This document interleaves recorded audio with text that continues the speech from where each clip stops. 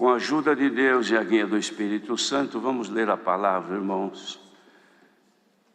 A carta de Pedro Apóstolo, a segunda, no capítulo 2. Segunda Pedro, capítulo 2. Vamos ler então com a ajuda de Deus. E também houve entre o povo falsos profetas, como entre vós haverá também falsos doutores, que introduzirão encobertamente heresias de perdição, e negarão o Senhor que os resgatou, trazendo sobre si mesmos repentina perdição. E muitos seguirão as suas dissoluções, pelos quais será blasfemado o caminho da verdade. E por avareza farão de vós negócio com palavras fingidas, sobre os quais já de largo tempo não será tardia a sentença, e a sua perdição não dormita. Porque se Deus não perdoou aos anjos que pecaram, mas havendo-os lançado no inferno, os entregou às cadeias da escuridão, ficando reservados para o juízo, e não perdoou ao mundo antigo, mas guardou a Noé, pregoeiro da justiça, com mais 7 pessoas, ao trazer o dilúvio sobre o mundo dos ímpios, e condenou à subversão as cidades de Sodoma e Gomorra, reduzindo-as a cinza e pondo-as para exemplo aos que vivessem impiamente. E livrou o justo Ló, enfadado da vida dissoluta dos homens abomináveis. Porque este justo, habitando entre eles, afligia todos os dias a sua alma justa, pelo que via e ouvia sobre as suas obras injustas.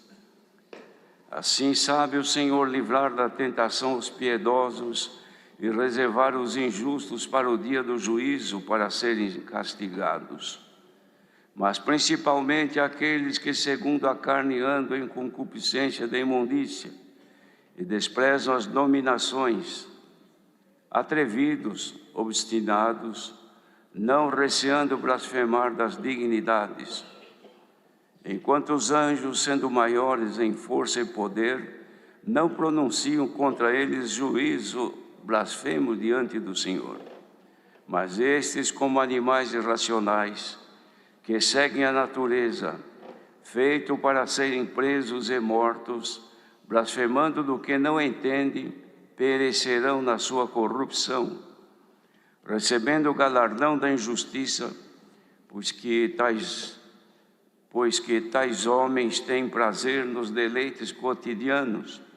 Nódoas são eles e máculas, deleitando-se em seus enganos, quando se banqueteiam convosco, tendo os olhos cheios de adultério e não cessando de pecar, engodando as almas inconstante, tendo o coração exercitado na avareza, filhos de maldição, os quais, deixando o caminho direito, erraram seguindo o caminho de Balaão, filho de Bosor, que amou o prêmio da injustiça, mas teve a repreensão da sua transgressão.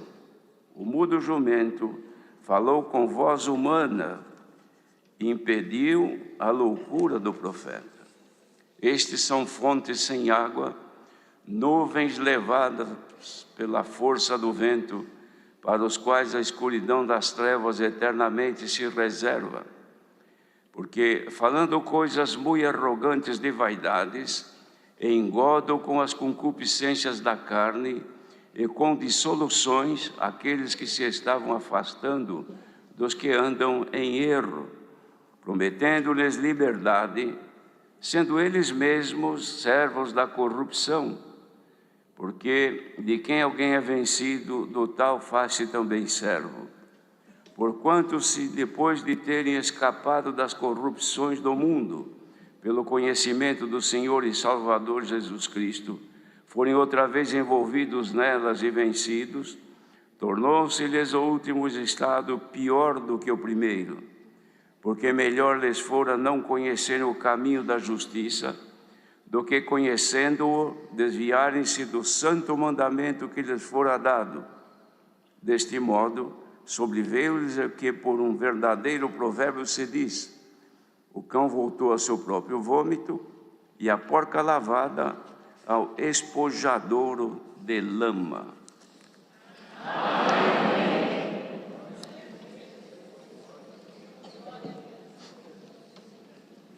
Queridos irmãos,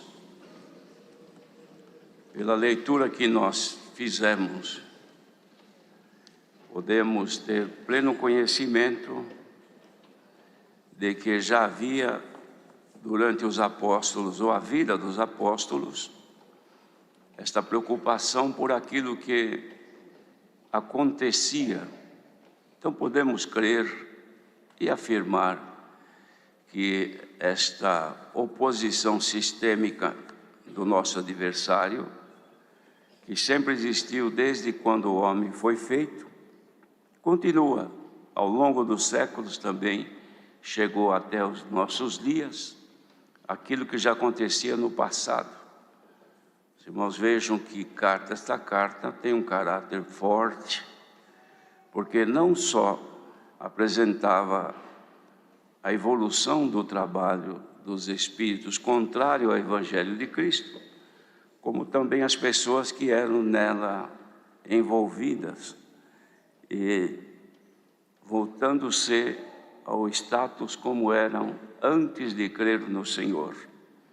Porque ele aqui, resumidamente, faz menção de que aqueles que haviam alcançado graça pela fé em Jesus Cristo, depois eram facilmente também levados ao retrocesso quanto à fé, voltando-se novamente a viverem como antes de crer no Senhor viviam. Este cuidado já havia naquele tempo, porque também haviam falsos mestres, falsos ensinadores, falsos doutores, que se intitulavam conhecedores da palavra, mas a espiritualidade já havia deles se afastado, e eles tornavam então um instrumento de injustiça para deturpar a fé daqueles que haviam se separado ou sido separados para a salvação das suas almas. Isto quer dizer também, irmãos, que nos nossos dias acontece o mesmo. Estas pessoas que faziam assim naquele tempo, hoje fazem a mesma coisa. Alimentam-se com coisas que subvertem a fé dos que estão se salvando, fazendo-os voltar outra vez ao lugar de onde haviam sido tirados. Pois perdendo a fé, sem fé é impossível agradar a Deus. E deixando de agradar ao Senhor, volta a agradar aquele que é opositor do Evangelho de Jesus Cristo, que é o nosso adversário. Mas ele fazia esse esclarecimento, irmãos, que é para que os irmãos pudessem despertarem-se, para não caírem nesta mesma circunstância que alguns daquele tempo caíam. E hoje também já se vê muitos cuja fé não está firme no Senhor e se abalam facilmente. E abalando-se, acabam se desvirtuando e não mais buscam a salvação, mas buscam seus próprios desejos. Como diz a palavra, busca seu próprio desejo, aquele que se separa. Ele insurge-se contra a verdadeira sabedoria. Verdadeira sabedoria é Jesus Cristo. Nós estamos aqui, irmãos, sempre exortados pelo Senhor a conservar a unidade da fé. Como o apóstolo escreveu, que há um só Deus, uma só fé, um só Espírito. De modo que nós estamos firmados ainda nesta proposta do Evangelho do Senhor. Cremos no Senhor, fomos salvos, fomos libertos da corrupção e dele recebemos o poder para vencer o mal, o pecado que atinge a vida de qualquer pessoa e também os males da peregrinação desta vida presente. Quem está servindo a Deus nesta esperança e conserva em si a fé, estes têm em si guardado o poder para vencer não só as tribulações, tentações da vida espiritual, mas na vida terrena também serem bem-sucedidos pela força e o poder de Deus que pela palavra nos garante. De modo que aquele que está firme no Senhor, ele não se abala por qualquer coisa, não se abala por qualquer pregações, ainda que sejam aparentemente sábias, mas a pessoa sabe em quem creu, quem é que falou consigo, e fazendo-o ter visão do futuro, porque aquele que se esquece, irmãos, da purificação dos seus antigos pecados, é porque voltou-se à cegueira espiritual, não vê nada mais ao longe, só vê o presente, só vê o hoje, só vê o futuro terreno, mas espiritualmente a pessoa não tem mais visão, não vê mais além do véu. E o poder da palavra de Deus, irmãos, vem para nos esclarecer que além das expectativas terrenas de um futuro nesta vida durante o pouco tempo que vivemos, temos uma esperança de uma vida que não se acabará, é uma esperança para a eternidade com glória nos céus. Então aquele que o Senhor chamou nesta graça é feliz. Por quê? Porque na vida terrena já tem em si a proteção divina que ajuda a vencer as dificuldades, ainda que todos nós soframos, padeçamos aquilo que aparece, mas contudo nós temos o conforto e o consolo de Deus, que aquele que se aparta de Deus não o tem mais. A pessoa que deixa o Senhor sofre igualmente as coisas desta vida terrena, dores, enfermidades, contratempos, apertos e assim por diante. Só que dentro de si, a alma não tem mais o conforto, não tem mais o consolo, porque perde a comunhão com o Senhor, naturalmente não se alegra mais. Mas o crente é feliz, irmãos. A felicidade de termos o Senhor como nosso pastor consiste não só dizer-se, o Senhor é o meu pastor e nada me faltará. É dizer isso na certeza que para a salvação não lhe faltará nada. E para a vida terrena o Senhor tudo provê, irmãos. Então nós podemos dizer que somos felizes. Por quê? Porque encontramos já nesta vida terrena aquilo que todo mundo tem. Temos vida e a saúde na medida do possível, mas dentro de nós não há angústia que não se acabe, não há tristeza que não termine, não há dor nos sentimentos espirituais que não se acabe. Por quê? Porque a virtude de Deus dentro de nós supera essas condições. Então hoje o Senhor está falando desta maneira, é porque muita gente, olhando para a condição de vida na terra, como deve ser o seu futuro, às vezes perde até a expectativa de melhores dias aqui. Mas isso tudo não se deve pensar, irmãos, no mal futuro. Pense no bem presente, pense no dia de hoje assegurado na paz que o Senhor te deu. E pense no futuro, que a glória de Deus te espera. O amanhã está nas mãos de Deus. Hoje é o primeiro dia da semana, mas para nós o dia útil começa amanhã. Amanhã começam as lutas diárias, as dificuldades naturais da vida de cada um. Mas aquele que é fiel a Deus, ele tem alguma coisa que compensa estas. Primeiro, levanta pela manhã, faz a sua oração. Pela fé já crê que o Senhor será com ela, ou com ele. Vai enfrentar as dificuldades do dia, não como derrotada, não como vencido, não como já prostrado, mas já vai com a fé, vou lutar neste dia, porque Deus está comigo. Fiz a minha oração, senti a paz de Deus. Quanto à espiritualidade, o Senhor guardará a minha fé para que não seja abalada.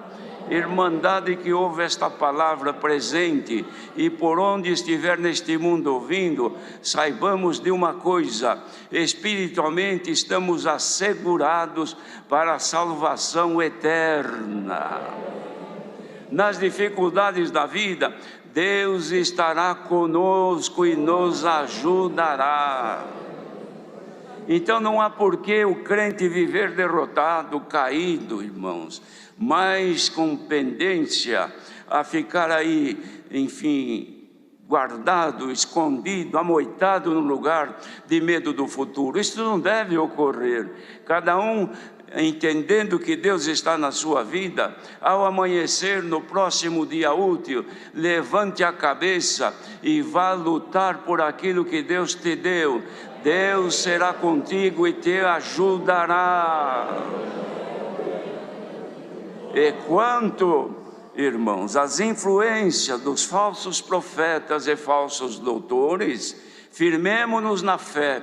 Não haverá heresia que deturpe a nossa confiança. Não haverá heresia que interrompa a nossa salvação. Deus pode, por meio desta palavra, blindar cada um que está aqui, irmãos. Ainda que sofra ataques, não será atingido. Ainda que o adversário venha com toda a sua fúria, a sua alma está involucrada debaixo da graça do Filho de Deus. Aqueles que estão sob o esconderijo do Altíssimo, à sombra do Onipotente descansará. Mas os que estão vulneráveis, enfraquecidos, com pendência à fragilidade, são estes que eles buscam. Perdoem a comparação aqui. Os animais no pasto, irmãos, aqueles que estão saudáveis, estão todos juntos, pastando e vivendo a vida. Aqueles que vão ficando enfermos, quebrou uma perna, ou foi picado por uma serpente, ou aconteceu um acidente qualquer com esse animal, ele já vai mancando, já vai ficando para trás. Ao invés de estar com a cabeça baixa, pastando, ele levanta a cabeça, fica olhando dos lados, porque ele não está bem. As aves de rapina que estão voando nos ares, olha para o rebanho todo tranquilo, pastando, não dá nem atenção. Mas quando percebe um que está se afastando, um que está se distanciando, mancando, já ficam voando mais próximo, esperando a oportunidade. A hora que ele cair, eles avançam para a sua destruição. Não é diferente espiritualmente, irmãos. Aqueles que vão se afastando e voltando outra vez a interessar-se pelas coisas vãs do mundo, interessar-se pela facilidade de servir a Deus, cumprindo mais um pouco dos desejos carnais do que os espirituais, então já começa a mancar, a fé vai diminuindo, a expectativa da vida eterna também vai diminuindo, a virtude de Deus também vão diminuindo, a comunhão com o Senhor vai se acabando, já não sente o Senhor como sentia, já vê mais defeito do que qualidades, já acha melhor ficar fora do rebanho. Então com isso já as aves de rapina já vão se achegando, aparece uma oferta, aparece uma proposta, aparece um convite e de repente é vencido. Rebanho de Jesus Cristo que ouve esta palavra nesta hora, unamo-nos na fé, na esperança, um só Deus, um só Espírito, um Senhor só de todos nós. Bendito seja Deus. E se alguém está aos poucos se desviando da verdade, hoje o Senhor manda esta palavra e te chama: junta-te ao rebanho. Se estás ferido, o Senhor cura a tua ferida. Se alguma enfermidade está te tomando, receba agora pela virtude que esta multidão está sentindo, sinta também onde estiveres. Que esta virtude que sentimos agora te alcance aí também, e sejas liberto e volte a saúde à tua alma. Bendito seja Deus. mas a palavra tem que se cumprir, irmãos. O Senhor Jesus, falando desses dias, disse assim aos discípulos: por se multiplicar a iniquidade, o amor de muitos esfriará. Os irmãos vejam que nunca na história da humanidade a iniquidade se multiplicou como está hoje. É claro que nos tempos passados houve muita iniquidade, muita violência, derramamento de sangue e violências morais, políticas. Lá no passado, quem lê a história sabe muito bem as coisas que aconteciam, que são terríveis até de considerar. Hoje não é tanto assim, mas o pouco que evoluiu, a maldade, a imoralidade, o pecado e a oposição forte do anticristo, naquele tempo não tinha a velocidade de comunicação que tem hoje. Então o mal acontecia naquele tempo, até que alcançasse outras pessoas, demandava um tempo grande.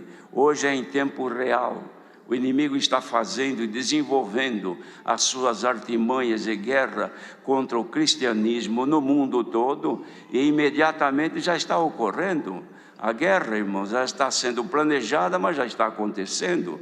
O pecado está sendo projetado para abater a fé dos crentes e imediatamente já está sendo levado ao conhecimento do mundo todo, até das crianças recém-nascidas, ou melhor, pequenas que pouco entendem, já vão sendo atormentadas pelas forças do mal. Juventude, mocidade, sofrem uma influência fortíssima da evolução, irmãos, da concupiscência mundana, e vão sofrendo. Então precisam de muita força para vencer, não só as dificuldades naturais da carne, como principalmente a influência dos pensamentos maus e de todas as meditações malignas que acontecem.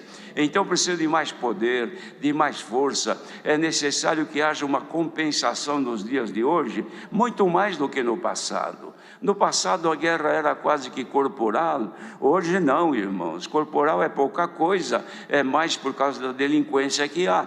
Mas ainda nós não estamos sendo presos, não estamos sendo detidos pelas autoridades por conta do Evangelho. Os dias vão chegar e por enquanto não chegou, mas espiritualmente há uma força maligna que tende prender a todos, prender no sentimento, prender nas imaginações, isto é, criando imagens na mente de coisas de toda sorte má, e isto vai afastando, vai esfriando, vai desanimando. A vida terrena já não é fácil, e quando a mente é tomada por esses sentimentos negativos e trai a nossa paz e a nossa fé, então vai ficando mais difícil. Como se pode curar destas doenças? Como se pode livrar a nossa mocidade, as nossas crianças, os casais que estão sendo vencidos por estas forças malignas e vivendo mal? Como pode tirar de dentro do lar, irmãos, um viver de contendas,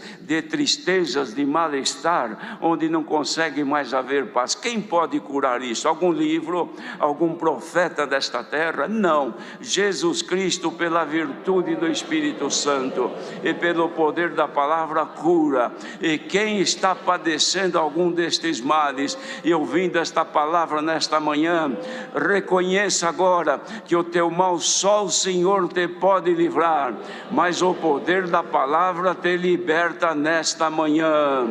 Quem está padecendo estes males e está aí andando muito devagar e se arrastando, hoje o Senhor te liberta pela virtude. Receba agora na tua comunhão o poder que desce dos céus. Não é poder para curar a doença da carne, mas cura a doença da tua alma. Se a tua alma não canta mais, se você não chora mais com a presença de Deus, se você tem saudades do tempo que o Senhor te alegrava e você chorava com a virtude de Deus e não acontece mais, receba agora de volta graciosamente a presença de Deus. Bendito seja Deus. E o Senhor guardará de toda influência maligna. Deus seja louvado. Amém. Agradeçamos a Deus em oração.